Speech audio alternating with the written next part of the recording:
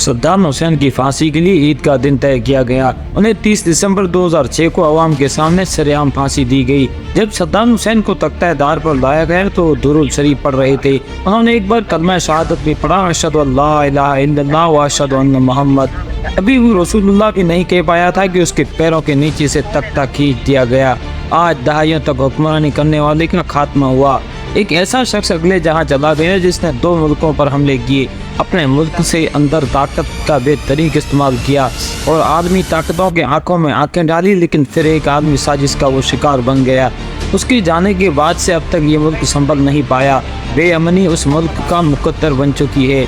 ये कहानी है सद्दाम हुसैन की, जो इराक का सदर था।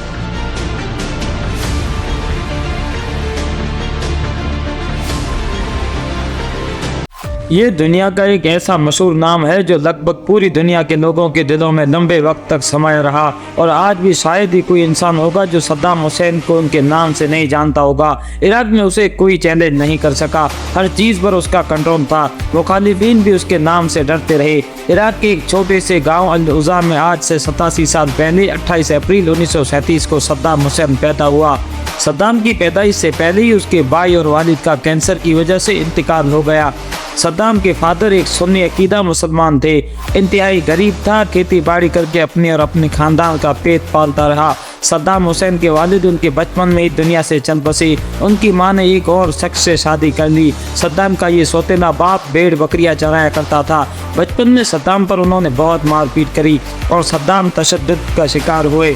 गरीबी की हालत ये थी कि सद्दाम ने 10 बरस की उम्र तक स्कूल का मुंह भी नहीं देखा। जब वो 10 बरस के हुए तो उनकी अम्मी ने उनकी बड़ी कोशिश से स्कूल भेजना शुरू किया, लेकिन उनके सौतेले बाप उनकी इस बात पर इख्तलाफ और मुखालिफत करते रहे। आखिरकार भाग कर सद्दाम बगदाद चला गया, जहां उनके चचा रहते थे। चचा ने बगदाद की स्कूल में सद्दाम का दाखिला कराया। सद्दाम जब 16 साल के हुए तो उन्होंने बगदाद की मिलिट्री एकेडमी में दाखिला लेने की कोशिश की, लेकिन पढ़ाई में कम पॉइंट होने की वजह से उन्हें दाखिला न मिल सका। इस तरह जब फौज में ज्वाइन होने का सपना पूरा न हो सका तो उन्होंने पॉलिटिक्स में हिस्सा लेना शुरू किया। बगदाद पर शाही खानदान की हुक्मरानी थी और मुल्क में कौम परस्त तहरीकों का जोर था। सद्दाम ने भी इस तहरीक में हिस्सा लिया, लेकिन ये तहरीक नाकाम रही। चुनांचे सद्दाम ने ये पार्टी छोड़कर ईस्वी सन 1957 में बहस पार्टी में शामिल हुआ। उस वक्त उनकी उम्र 20 साल की थी। 1 साल के बाद तहरीक में हुकूमत के एक बड़े नेता की किसी ने हत्या कर दी। पुलिस ने सद्दाम हुसैन को गिरफ्तार कर जेल में डाल दिया। उन पर 6 महीने तक मुकदमा चलता रहा, लेकिन कोई सबूत न मिलने पर उन्हें छोड़ दिया गया।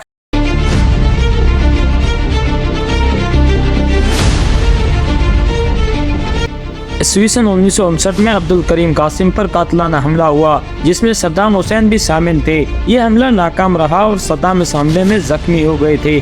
जख्मी हालत में सद्दाम ने दरिया दजला पर पार करके मुल्क के शाम की तरफ फरार हो गए और वहां से मिस्र चले गए और 4 साल तक वहीं रहे। ईस्वी सन 1963 में जनरल अब्दुल करीम कासिम पर बहस पार्टी ने फिर से हमला किया और बगदाद में कत्ल कर डाला। ये खबर सुनने के बाद सद्दाम फौरन कायरा से बगदाद पहुंचे और बहस पार्टी में तेजी से तरक्की की मंजिल तय करने लगे। 1964 में सद्दाम हुसैन को इनकलाबी कमांड का डिप्टी चेयरमैन बनाया गया। ईस्वी सन 1968 से 1979 तक के 11 साल सद्दाम हुसैन अगरचे इराक के सदर नहीं थे, लेकिन पर्दे के पीछे मामला सद्दाम चलाते थे। आखिरकार 1979 में सद्दाम हुसैन ने सदर को इस्तीफा देने पर मजबूर कर दिया और खुद मुल्क के इराक के सदर बन गए। अब वो इराक के सदर थे और फौज के सुप्रीम कमांडर भी। तब उनकी उम्र 41 बरस की थी। सदर बनते ही सद्दाम ने अपनी पार्टी से गद्दारों को साफ करने का फैसला किया। 16 जुलाई को वो सदर बने। ठीक 6 दिन के बाद 22 जुलाई को उन्होंने बाग पार्टी के रहनुमाओं का इजलास बुला लिया। इस इजलास में पार्टी के अंदर डबल गेम करने वाले 68 रहनुमाओं के नाम पढ़कर सुनाए गए। इन तमाम 68 अरकान को बेवफा और गद्दार का लेबल लगाकर कमरे से बाहर निकाल दिया गया। जैसे ही कमरे से निकले इन्हें हिरासत में लिया गया और उन्हें सजाए मौत की सजा सुनाई गई। सदर बनने के बाद सद्दाम हुसैन ने इराक की सबसे बड़ी फौज की बुनियाद रखी। अरब ममालिक में इराक की एयरफोर्स और नेवी सबसे बड़ी फोर्स बन के तैयार थी।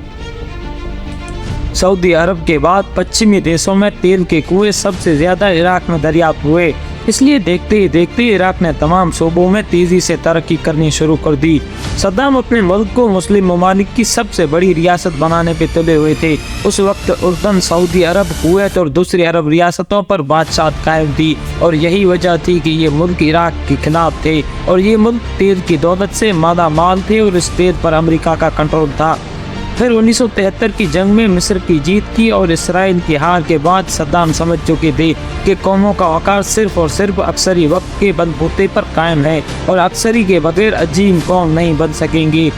सद्दाम हुसैन ने अपने मुल्क के तेल की दौलत को ज़्यादा से ज़्यादा अपनी फ़ौज पर इस्तेमाल किया और उन्हें ट्रेनिंग देनी शुरू कर दी। और उस वक्त अमेरिका और रूस, सोवियत यूनियन दो सबसे बड़ी सुपर पावर और एक दूसरे के खिलाफ थी। 1980 से लेकर 1990 तक इंडिया के बाद इराक रूसी हथियार और मिलिट्री साजो सामान का सबसे बड़ा खरीदार था। इधर सदर सद्दाम इक़्तिदार में आए, उधर ईरान में इमाम खुमैनी अपने हुकूमत कायम कर चुके थे। दोनों की पुरानी मुखालिफत थी। बहरहाल 22 सितंबर 1980 को इराक ने ईरान पर हमला कर दिया। इस हमले में सद्दाम को अमेरिका का साथ मिला। ये जंग 8 साल तक चलती रही। दोनों फरीकों को अपना मकसद हासिल नहीं हुआ, लेकिन दोनों जानिब से लगभग 10 लाख अफराद अपनी जानें गंवा बैठे। अमेरिका ने अंदरूनी साथ इसलिए दिया क्योंकि ईरान उस वक्त तेल के सबसे बड़े सप्लायर मुल्कों में शामिल होता था और अमेरिका को तेल देने के बदले ईरान ने हज़ारों टन से ज़्यादा हथियार इकट्ठा कर लिया था। अमेरिका अपने हथियारों को मिटाना चाहता था।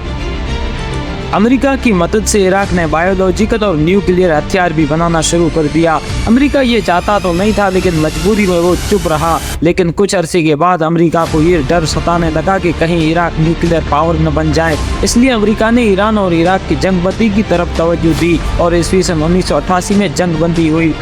अब सद्दाम की नज़र कुवैत पर थी क्योंकि कुवैत 1914 से लेकर 1918 तक इराक का हिस्सा था, लेकिन अमेरिका की चाल की वजह से कुवैत ने 1918 में अपने आप को इराक से अलग कर दिया। इसलिए ईरान पर हमला करने के बाद 2 अगस्त ईस्वी सन 1990 को इराक ने कुवैत पर हमला करके 3 दिन में इस छोटे से मुल्क पर कब्जा कर लिया।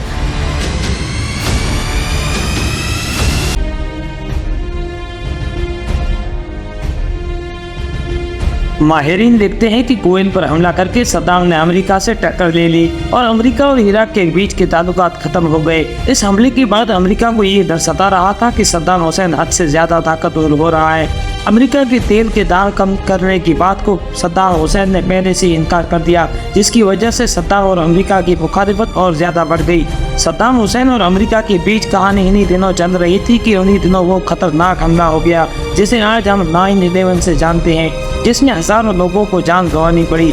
अमेरिका ने इस हमले का जिम्मेदार सीधे तौर पर सद्दाम हुसैन को ठहराया। सद्दाम हुसैन पर यह इल्ज़ाम लगाया कि इराक देश के अंदर ऐसी केमिकल हथियार छुपा के रखी हैं जो पूरी दुनिया के लिए खतरनाक साबित हो सकते हैं। सद्दाम हुसैन ने इस इल्ज़ाम को सिरे से नकार दिया, लेकिन अमेरिका ने एक भी न माने और अमेरिका किसी भी तरीके से नतीजा लेने पर तुला हुआ था।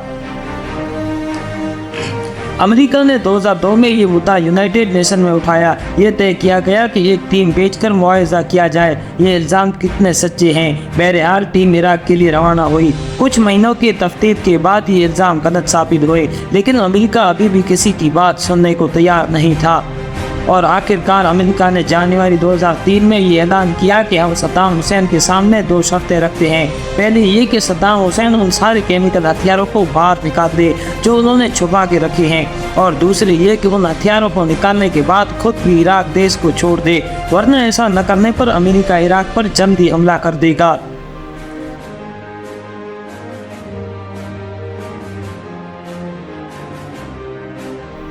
फरवरी 2003 में सद्दाम हुसैन ने एक प्रेस कॉन्फ्रेंस की जिसमें उन सारे इल्ज़ामों को नकार दिया जो अमेरिका की तरफ से लगाए गए थे। सद्दाम हुसैन ने यूनाइटेड नेशन की उस टीम का भी हवाला दिया जो पहले भी इराक का दौर कर चुकी थी और उन्हें किसी भी तरीके की केमिकल हथियार मिले न सके थे।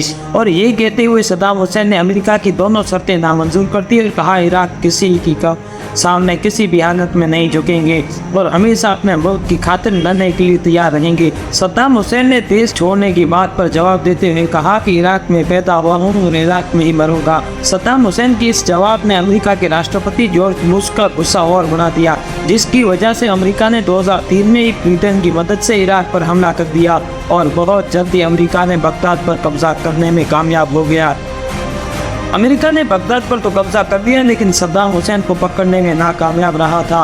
लेकिन लगातार 9 महीने तलाश करने के बाद सद्दाम हुसैन को उसी के गांव में एक बंकर के अंदर से गिरफ्तार कर लिया गया, जिस गांव में वो पैदा हुए थे। और गिरफ्तार करने के बाद उनके ऊपर लंबे वक्त 3 साल तक केस चलाया गया और 30 दिसंबर 2006 को उन्हें फांसी पर चढ़ा दिया गया। फांसी से पहले सद्दाम हुसैन ने वो काला नकाब पहनने से मना कर दिया था जो हर फांसी चढ़ने वाले के पहनाया जाता है। सद्दाम हुसैन का मानना था कि उसकी मौत को सारे लोग देखे और जाने के मरते वक्त मेरे चेहरे पर जरा भी खौफ नहीं है। साथ ही साथ सद्दाम हुसैन की फांसी की वीडियो लाइव करके पूरी दुनिया को दिखाई गई, जिसमें सद्दाम हुसैन फांसी के तख्त पर कुरान पढ़ते नजर आए थे। फांसी के दिन की एक बड़ी कहानी ये भी है कि जिस दिन फांसी दी गई उस दिन मुसलमानों का बड़ा दिन यानी ईद उल अज़हा का दिन था, और वो भी वो ईद जिसमें मुसलमान कुर्बानी करते हैं। आज सद्दाम हुसैन को गए हुए लगभग 87 साल गुजर चुके हैं, लेकिन उसके बावजूद दुनिया के लोग सद्दाम हुसैन पर एक राय नहीं रखते। ये थी आज सद्दाम हुसैन के बारे में छोटी सी कहानी। अगर आपको ये वीडियो इन्फॉर्मेटिव लगी हो तो लाइक एंड सब्सक्राइब जरूर करें और अपनी राय कमेंट में देना न भूलें। मिलते हैं अगली वीडियो में नए टॉपिक के साथ, तब तक के लिए बाय बाय।